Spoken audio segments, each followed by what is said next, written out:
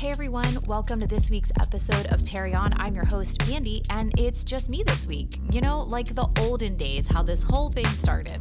So I'm going to see if I can do it. You know, codependency's real, but here we are. Anyway, I hope you all had a great Thanksgiving. We made it through that week. I did miss recording last week. Gio and I took a trip to Missouri. And if you're wondering why, I mean, no offense to, I don't know that anybody in Missouri is listening to this. You know, I went to Missouri as a teenager on a missions trip. And we picked up a lot of trash in St. Louis. That was mostly what we did. And then there was like some youth conference. And anyway, I just was like, I never need to come back, you know, to the city. I mean, the state or city, honestly. But anyway, here we are all these years later, and we got asked to go to a conference of educators in Missouri and present. Gio and I speak on restorative practices. We train leaders. We try to affect the culture, whether that's in schools, churches, workplaces, things like that, through restorative practices. Anyway, so we got to go and present at this conference with hundreds of educators, and it was a really cool opportunity. And we stayed at the Lake of the Ozarks, and I know nothing about any of this. I don't know where I'm at in the state. I don't know what happens at this lake, but like if you would talk to people from Missouri, like that's wild that I don't know about the Ozarks, because I guess I should know about the Ozarks. I know about them now. So the view was beautiful. We saw like the coolest sunset. And we found a Mexican restaurant like attached to a gas station that was so freaking good. So those were maybe like the highlights of Missouri.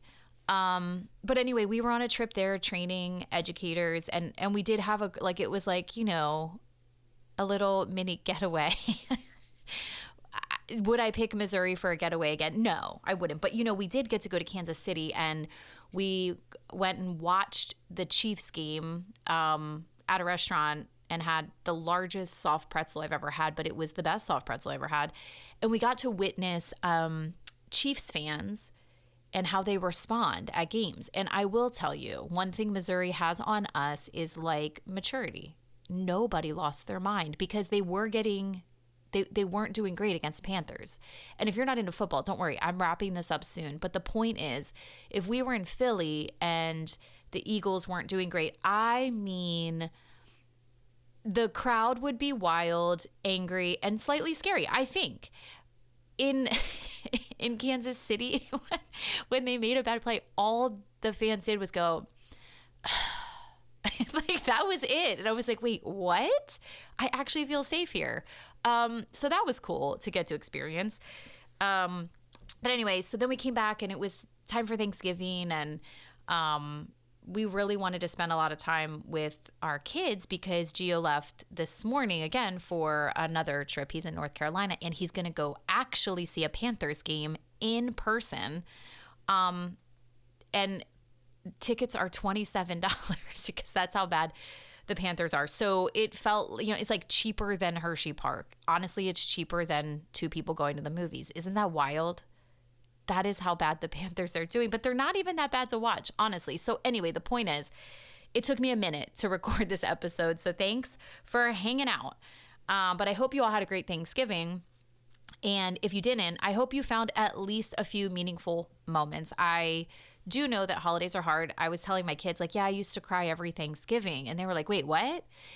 And I was like, yeah, I don't really know why, but like every Thanksgiving I would find myself crying. And I realized like, oh, I think part of it was that they would go to their dad's they'd always be at their dad's up until 2:00 on Thanksgiving. And so they'd come home and they wouldn't be hungry for whatever food I cooked. And they were you know how after you eat Thanksgiving meal, you literally just like pass out for the rest of the day.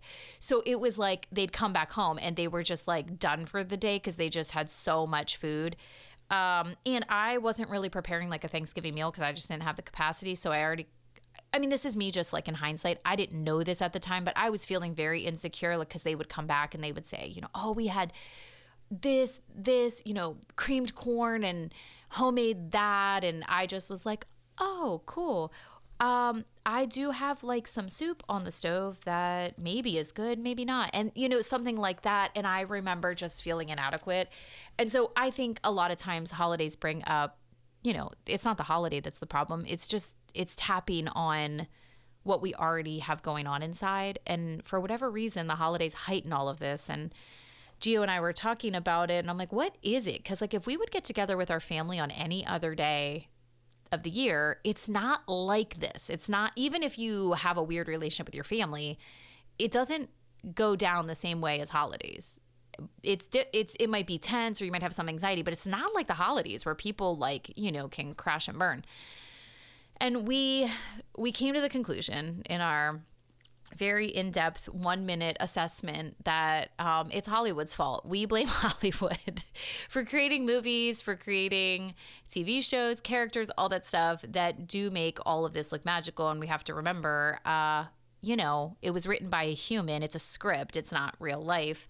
Probably written from a very wounded human. You know, the best artists are very wounded people. So remembering that, and then also remembering like social media doesn't help because we do make everything look magical. And so we just have to remember that the magic is in the small stuff. The magic is in showing up even when it's hard. The magic is in a restorative conversation that might have happened. The magic is in, you know, like just enjoying a really great meal that you only make once a year. Like I spent 5 hours cooking, right? And I had a great time. I made like a lot of stuff from scratch. I felt really proud of myself, you know, because like 5, 6, 7 years ago, I did not have the capacity to do that as a single mom. I just probably also why I felt so sad. I just couldn't do it. And so now, and I love cooking.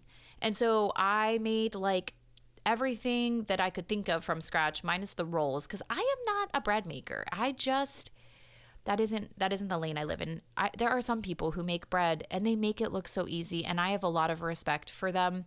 But I do buy, you know, the most I do is I get like the frozen rolls, and then I do let them rise, and I do feel like I did something. I was like, I don't want to brag, but I proofed these things twice, so you're welcome.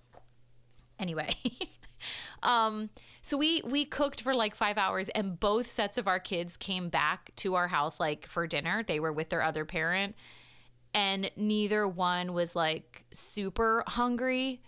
But guess who didn't cry? And my kids, they probably felt bad. They were like, no, we'll eat. It's fine. And then they just ate all the rolls, which is very, you know, typical. And it didn't hurt my feelings, but I've come a long way. It's been a lot of years, and not everybody is like, some of you listening are still in the phase of this is a really hard holiday, and it makes me sad for lots of reasons. And I feel like there's no better time to find gratitude than obviously on Thanksgiving. And gratitude really is a small rebellion in the face of what feels like hopelessness and despair, truthfully. And as much as I will always advocate feel your feelings and like it's okay to feel your feelings, I also advocate for, and we don't need to live there forever, because it truly isn't fun for you or anyone else. I mean, it's just not. You'll look back and think, I don't know that I'm glad that I spent X amount of years in a deep, dark sadness. You know, at least for me, that's my experience. When I've looked back, I can be like, man, the moments where I was able at least to find gratitude and like hold both at the same time, hold my sadness and disappointment, but also really being adamant, like as if it was a small rebellion, to find gratitude, to me was a game changer. So anyway, so we had our holiday meal, and we really wanted to spend a lot of time with our kids, and we did. And it was magical for us because, you know, we've come a long way. Blending a family isn't easy, and being a single parent isn't easy, and probably having a traditional family isn't easy. Although I did that for the shortest amount of time, out of all well, that's not true. I was a traditional family for 7 years.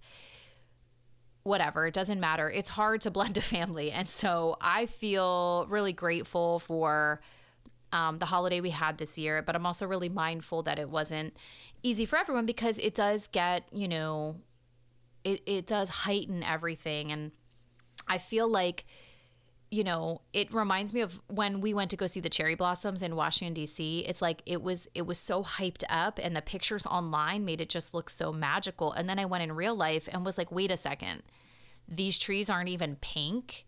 Like, yo, somebody mess with me. Like, I definitely thought I was going to go see a bunch of pink trees, and I saw a bunch of like white trees. Maybe they're like the teeniest, tiniest pink, and you go with a lot of other people, and you see a lot of screaming children, or just like people unaware that there's like also a bunch of people behind you on the path. So maybe don't walk at a snail's pace, things like this. So I think of something like that where it's like really hyped up to be awesome, but then you go and you're like, this isn't as awesome as it sounded like it was going to be. And that's how holidays can feel. Or I think of every single kid's craft or project that you could possibly do. You see pictures of other people doing it with their kids. You're like, oh my gosh, you painted. Oh my gosh, you made clay ornaments together. We should do a family activity. And then you go to try to do it, and you're like, who lied to me? This is the worst thing that has ever happened. So in the midst of it, you're like, oh, there was a magical 10 seconds. Like, everybody did their project, but someone's going to get tired and peter out. Someone's going to mess up their project. You know what I'm saying? It's all going to happen. And so I feel like this can be the holidays too, but if we go into it, so we did a project. I took the children to the fabric store because doorbusters. So fabric was like $3.75 a yard, and we made those on like no-sew blankets because that's about as crafty as I get. And so everybody got to pick out their fabric, which was like so fun for them. And we came back, but I only owned 2 pairs of fabric scissors, and I wasn't going to buy more because I'm like, how much am I investing in fabric scissors? I know our family. This is the one and only time we're going to make this blanket, because we all get really hype about new hobbies and then we never do them again. We got into like tubing this summer. And by tubing, I mean a lazy river. Like, we got into being in like a creek that was very slow, that we did for like a half a mile, because that was the point where we could get in and get out without it like getting dangerous. So we invested in 8 tubes from like Five Below, which obviously aren't great quality. And we were into it for a whole 3 times. And we were like, yo, we're a tubing family now. I don't know if you know about us, but we know how to do a lazy river, a lazy creek. We got it, right? We did it, and like the 3rd time somebody got hurt inevitably, and then like it was like, we're never going to do it again. So now we have 8 inner tubes just hanging in our garage. They're not inflated. That would be crazy. Although maybe we could find a new use for them and just inflate them and keep them in the garage as like a fun activity for people. But we never went again after like the beginning of June. So I know we will probably never make a craft again that involves fabric. So I'm not going to spend $40 on fabric scissors. So everybody had to rotate the scissors and wait. And, it's a whole thing. But my point is, surprisingly, no one melted down. Like, honestly, everybody did have a great time. But I think I showed up with very low expectations. I was expecting, I like called it before, and I'm like, okay, this kid's gonna bail. She is not gonna finish her project. She's gonna hate the fabric she picked and wish she would have picked a different fabric. You know what I mean? Like, I already was prepared, but they did great and they had a great time doing it. But I think sometimes we can see, had I posted a photo of that, had I posted anything of that, I think there is something that makes you feel like, yo, I try to do a project with my kids and it is the worst experience of my life. And the reality is, like, it's okay that it doesn't go great. Like, our kids are a little bit older, and we didn't let one kid do it because we were like, nope, you don't have the capacity to do this blanket. So anyway, why am I saying all this? Because I do just want to say, if your holiday wasn't as magical as you hoped, or there were only 1 or 2 moments that felt like, okay, this was good, I think, 1, you're normal, and 2, I think for me, like a chronic, like I what's the word? Idealize everything. Like I think it's going to be so much better than it is. For me, what's been so helpful is to try to like get my expectations in check, so that I'm surprised by the magic, so that the magic is what surprises me, not the disappointment. I've like shifted it, and my eternal optimist friends probably can't even wrap their mind around this.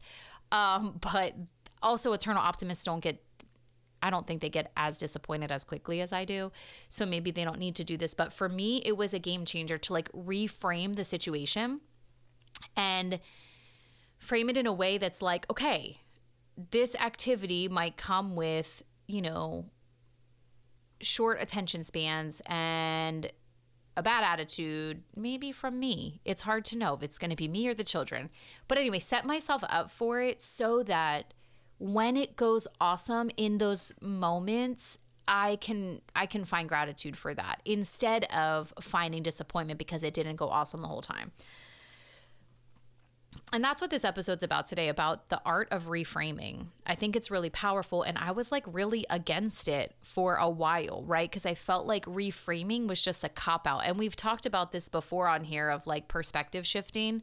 But I think reframing, especially around the holidays or especially in a hard season, is really important. So I want to start by sharing a seashell story that I think involves reframing. So on our way to the airport to head home from our trip to Missouri, we got an alert that our flight was delayed. Now, we were 3 hours from the airport and our last session ended at 1:00 and we needed to be at the airport by 4:00. I mean, there was just no like room for error. Our flight didn't leave until 6, I think. So boarding was like at 5:15, but we had a rental car, and in Kansas City, you've got to drop off the car and then take a shuttle over to the airport, etc. So on our way back, we're making fine time. There's no traffic because, no one lives in Missouri. But anyway, we get to the airport, or we get an alert like maybe an hour out from the airport that said your flight's been delayed. And sometimes when you see that, you're like, oh no, is this the start of just a series of delays, right? This is just a little PTSD from all of us having this happen to us probably at some point.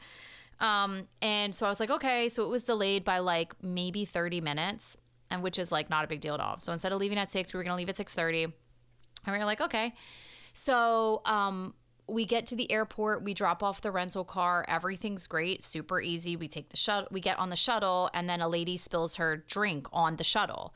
So this is the first thing where I'm like, yo, if our window was tight, like if there are people on this shuttle whose window is tight, this would be very frustrating because we were sitting there, she spilled it, she goes and says, can I have a towel? And he doesn't have a towel. So somebody else had to come out. She goes back in to the airport to get paper towels, but she's coming out not with like industrial towels. She's coming out with the little flimsy brown paper towels that they give you in the bathroom for like droplets on your hand, not an entire Chick-fil-A drink that's spilled. So she comes out with like 4 paper towels that soak up 4 drops. And so obviously it's not soaking it up. But we're all just sitting there while this is happening of like trying to blot it up, going back in, getting more paper towels, coming back out. And like people are looking at the clock like, yo, how long is this going to be, right? And so that went on for what felt like an eternity, but we probably sat there for like, I don't know, probably no more than 10 minutes, but 10 minutes could make or break you making your flight if you already have a tight window.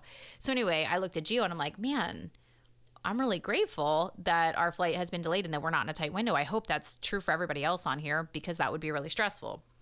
So then we get off the shuttle and we get to security and the line is like not long at all. I'm like, yo, Kansas City, okay, coming in hot with something here. So I go up and give them my license, which has Johnson on it, my first married name still, but I have my name change card that says Ramos. And in order to get that name change, can we talk about PennDOT or the DMV or whoever we need to talk about, the government? Can we talk about this for a second? I had to take every document known to mankind to the DMV to get that name change card, okay? I had to take my divorce certificate, my marriage certificate, my social security card, probably a utility bill. I don't know what I had to take. I took an entire binder like a real nerd because I was like, I will have every document I need to get my name updated. So I got the name change card because it's not time for, I had just gotten my license and I didn't want to pay another, I don't know, I forget what it was to get another license. I was, being frugal. So I was like, no, I'll take the name change card because I obviously had to present everything to you in order to receive this card. So in your computer system, I'm legitimate. I have everything I needed. This yellow card represents I did everything I needed to do. That's what you would think. And you would think maybe the people at the DMV would maybe talk to anybody else who deals with official documents. That is untrue. No one's computer systems talk to each other. Everybody is doing their own background check. Everybody. It's separate. Nobody talks to each other. So I have never had a problem with my name change card before. I got to Kansas City, So anyway, we get up to the window or to the first security checkpoint, and the lady's like, "Why do you have this yellow card? Your license doesn't expire for 2 more years." I'm like, "Oh no, that's a name change card." She's like, "Oh, well, then I need to get my supervisor." I'm like, "Okay." The supervisor comes over and she's like, "Well, listen, you have 2 choices. You can either go down to the desk and get them to change the name on your boarding pass," which I thought that sounds like a nightmare because I have to get out of the security line, go downstairs, wait in that line, get my name changed, come back up and wait in another line, which it was filling up at the time. And that felt like not a great solution. She's like, "Or one of the supervisors can come and make a phone call to verify this." I'm like, "Yeah, that sounds better." She's like, "Well, there's only 2 of us. And like, I'm obviously busy." Okay, obviously busy. Can I just let you know, she was just standing with people of an issue she was trying to resolve, but like literally could have gotten on the phone. Anyway, this is neither here nor there, and you do not want to upset the airport people. So she's like, "I'll have to see if someone's available." I'm like, "Okay." So we step to the side and we're just standing there. I mean, probably at this point, 15, 20 minutes, we're standing there. And again, in an airport, like every minute matters, and we still hadn't eaten dinner yet. So, that matters too. So we're just standing there. And finally someone comes up and she has this clipboard and I have to fill out this piece of paper, literally with just like my name and my address. And I'm like, well, how is this more official than the yellow card? The yellow name change card required so many documents to get it. Why is this not official? And so we're doing the thing, and then she goes to make a phone call, and she looked at me and she's like, "And so you don't have any other identification in your wallet? Like you don't have a credit card with your new name on?" I'm like, "Yes, I have all the credit cards with my new name on it. Nobody asked." And she's like, "Oh my gosh." So she hangs up the phone. I show her a credit card with my name on it, and she's like, "Okay, that's all I needed to see." And I'm like, "Oh my goodness. Okay, so my credit card with my new name on it is more official than my name change card that came from the government?" I don't understand. But of course, I'm trying to be very nice and like whatever. And she's like, "Well, you're still considered an alternative identification. So that means that I have to look through all your bags through security. So you're going to have to wait." I'm like, okay. And all I was thinking was like, I am so glad that we had a delay, because had we not had this delay, this would have been extremely stressful. And so reframing the delay, instead of being annoyed that my flight got delayed and now we're going to get home even later or whatever, it really was a moment of gratitude and like, wow, God, thank you for the margin in this travel time, because I've been in situations where this margin didn't exist and it is very stressful. And I was able to find gratitude in those moments too, but they really created a lot of anxiety. So anyway, so she has to go through my entire bag, or both bags. I mean, she went through everything and at the end was like, "Okay, you're good." But she was like, "No other airport is doing it right. If you're saying that you've been able to fly with this, they need to be doing what we've been doing." And I'm like, really? And I'm grateful, right? Like, I'm grateful they're doing their due diligence, because when you show up at an airport and like nobody cares about the security, you're like, okay, well, this doesn't feel great either. Yeah, I got through it fast, but that means everybody got through it fast. And that doesn't make me feel, very safe. But anyway, she just was like, "Everybody's doing it wrong. We're the only people doing it right." And I was like, okay, cool. Well, thank you so much for doing it right. And also like reframing it, right? Like, thank you for taking your job seriously. That does make me feel better. And grateful for the delay, because it gave us the space to be able to grab a chicken sandwich and like sit and eat it before we had to get on the plane. And I look at that story, and Gio kept reminding me, the whole time, like, man, the delays, I know he loves bringing up delays because, the whole podcast is called Terry On, but he loves to just throw that in my face. But he was like, the delays are a gift. The delays are a gift. And I was like, I know. I feel like this was such a great example of that. And so anyway, when we talk about seasons that are hard or that are taking a long time or that aren't going the way we thought they would go, I think there is this art of reframing it to keep us hopeful, to keep us full of gratitude, which is the small rebellion against hopelessness and despair. And I think even if the gratitude is just for just the tiniest things, like I'm trying to think like what is so tiny, like when you do the dishes and maybe like little bubbles come off the dishes by accident and you're just like, whoa, that was awesome. Maybe that's just me. Something as simple as that. Or like watching, birds outside. Okay, I sound old, which we've already established, whatever, but watching birds outside. The other day, our front yard, I have never seen this before, was covered in birds on the ground, just like going nuts, eating stuff out of the ground. I don't know what happened, but I mean covered, probably like over 100 birds in this one little section, and it looked so awesome. And then our dogs ruined the moment and barked or something like that, but then they all flew away at the same time, and that was even cooler.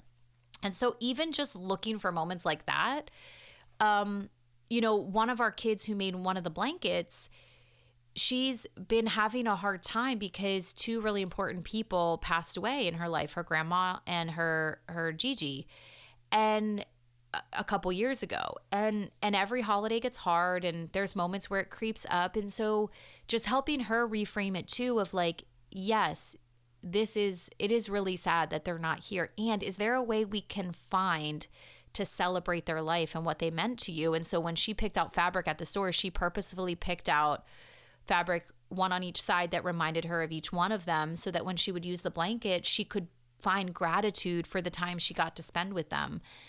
And so this art of reframing isn't about denying that things are hard. It's just about holding both things at the same time. And when we do that, I think that's what when the Bible talks about like, be faithful in the season you're in, I think that's how we do that. I think, the Bible doesn't say be faithful in the season you're in. I mean, it literally says, when you're faithful with the little things, okay, not literally, again, I'm paraphrasing, but when you're faithful in the small things, then the Lord will give you more to be faithful with, because you're proving yourself. And we do this with our children, right? Like our children get privileges based on their faithfulness in the very small things that seem like they don't matter. Like, do you do the small things well? Like, or do you give us a hard time or just not do them at all? And I think it's the same, this reframing of your season of, instead of loathing it or despising it, finding the gratitude is showing up and being faithful in that season, right? It's showing up and saying, I will be here. I will trust that this season matters. I think about winter's coming, and I don't know a lot about yard work and gardening. I wish I did. I'm getting better, I think. I don't know. But I had to like Google, when do I cut back my flowers? Because I don't know. I'd cut back everything and then I'd kill it all. And I thought it was really interesting because while I would like to cut them back sooner because I think they're ugly, or it's just time to move on to fall, and it's like, or winter, and my flowers up until like seriously 2 or 3 weeks ago were still colorful. I still had like these bright purple flowers growing for some reason. And I'm like, hey, sister, it's time for the harvest. You know what I mean? Like I need oranges and whites and greens, not this. So I wanted to cut them back, but I Googled first, like, okay, do I cut these things back actually, or do I need to let them keep growing? And it was saying, let them bloom as long as possible, because it is continuing to absorb the sunlight into, as long as the leaves are green, it's continuing to do what it does. And I'm not going to pretend like I know the scientific process, because I do remember words like photosynthesis, but like, it's a little fuzzy.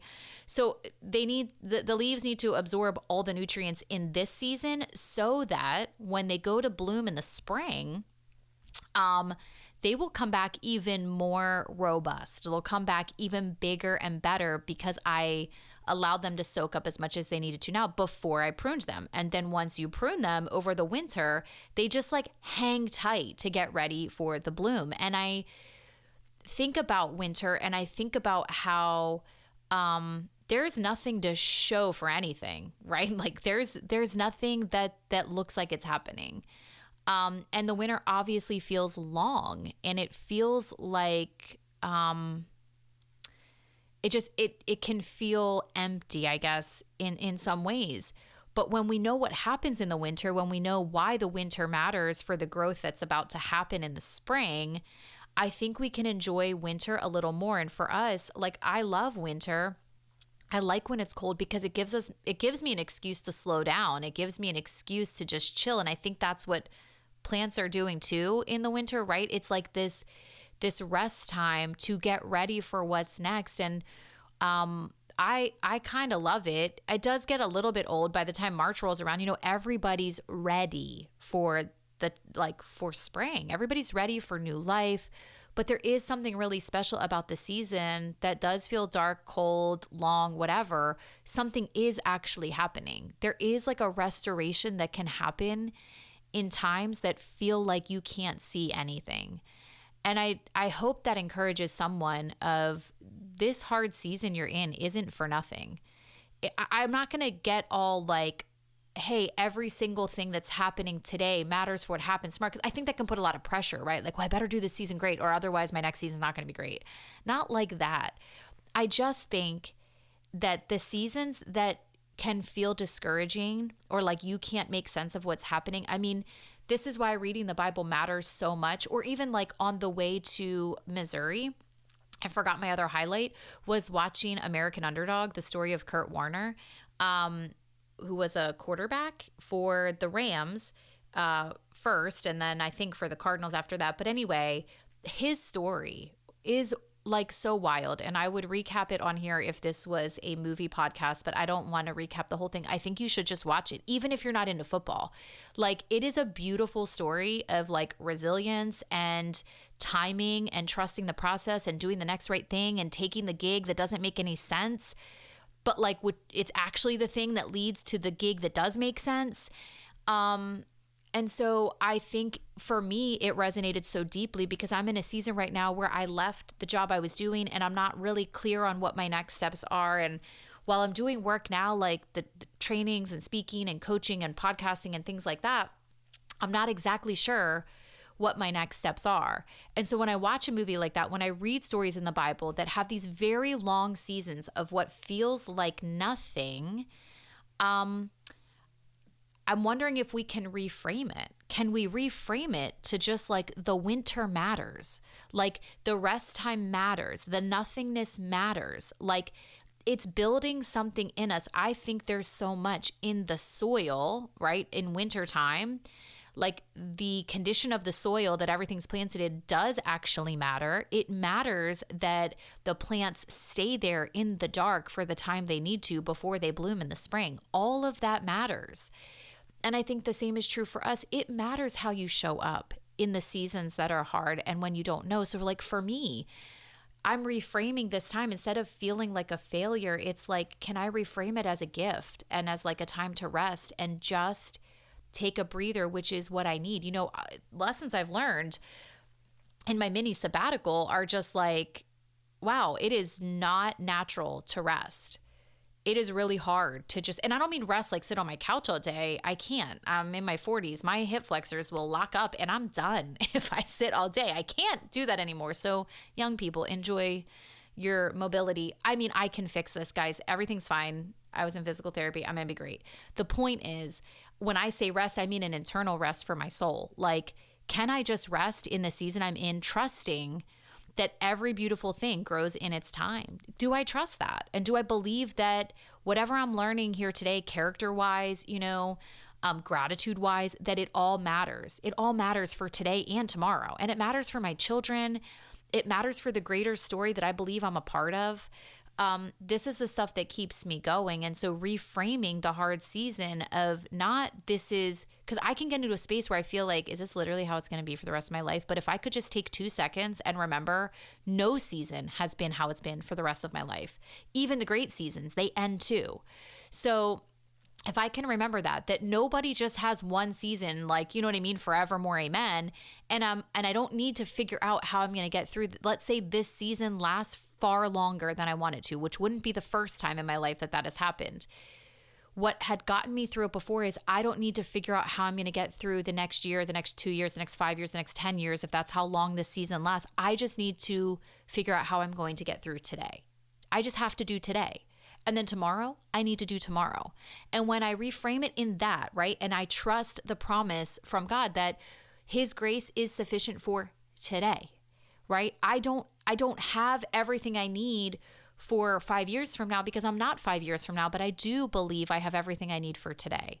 So if I can just get through today and do it well and find the pockets of gratitude and find the ways I can reframe it to be grateful, right? Be grateful even for the winter, knowing that it's not for nothing. It's not that nothing's happening. It's just that everything that's happening, I cannot see. Everything that's happening is like underground, in the dark, like it's internal, right? It's character building, all of that.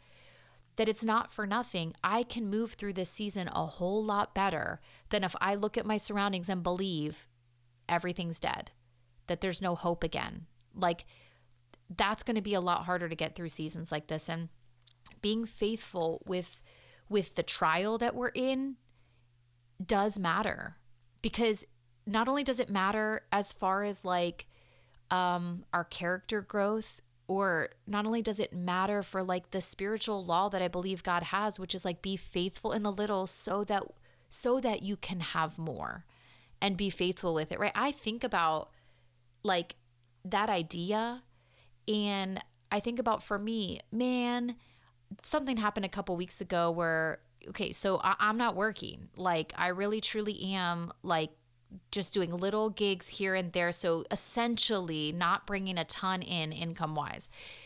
And we really are taking a leap of faith as we build this stuff. So we've talked about before, like money is tighter than it was, but we are willing to reduce our lifestyle because we really believe this season matters. So we've reduced our lifestyle, ironically, in the midst of Christmas shopping, etc.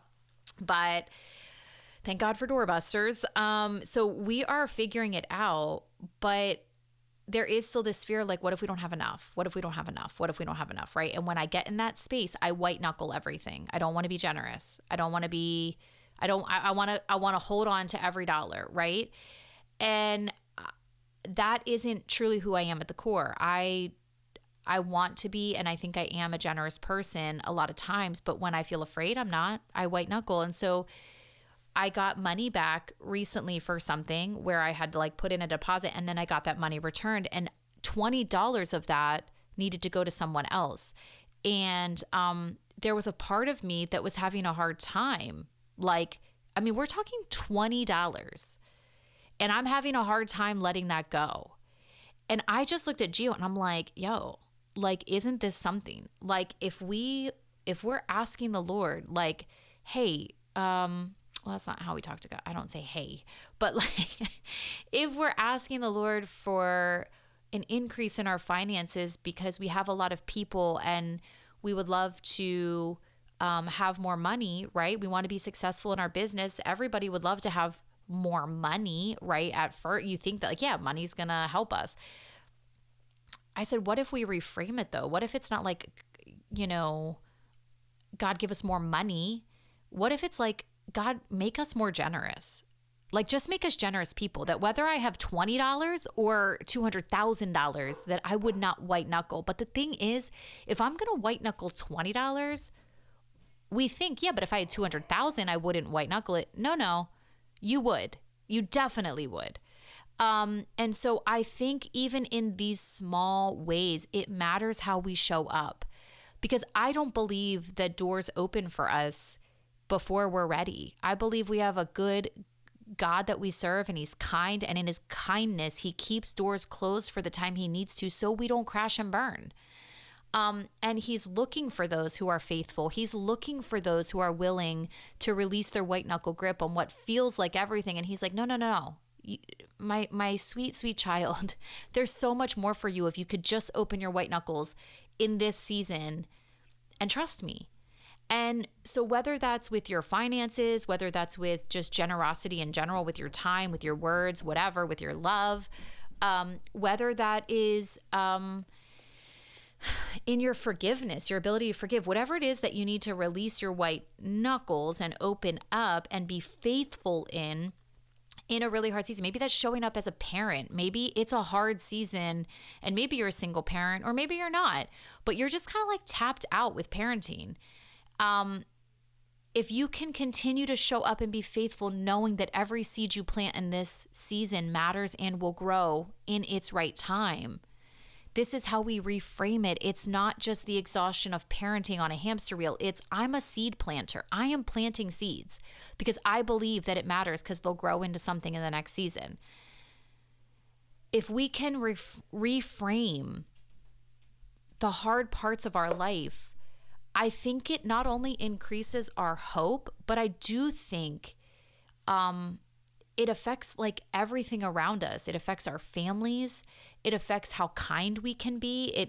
It affects how hopeful we are. It affects how generous we are, because we can trust that this isn't the end of our story, that this dead winter season isn't just the end. It's just like a pit stop. It's a delay. And how fitting for this episode of Terry On. And so, friends, as you go into this really, what I hope is a beautiful holiday season, you know, I'm not going to say anything brand new as far as like, you know, the Savior of the world was born in the midst of immense darkness. And he's our hope. He's the light. He's the reason, right, that I have hope. Because in the midst of the darkest season, in the midst of the most dead thing you're looking at, there's a flicker of light. And so I hope in these next several weeks, like that you have these moments that you see a flicker of light, that you find hope, that you see that this isn't the end, that the darkness isn't the end, the dead season isn't the end, that there's stuff happening that you just can't see, and you could trust that if you can show up today, reframe your situation as like, I'm not just in a hamster wheel going around and around and around. I'm planting seeds for what's to come. I think it matters. I think you'll find hope where you haven't been able to find it. I hope that's true for you. So anyway, friends, as we move into this season, really do hope and pray that you can find the strength to keep tarrying on.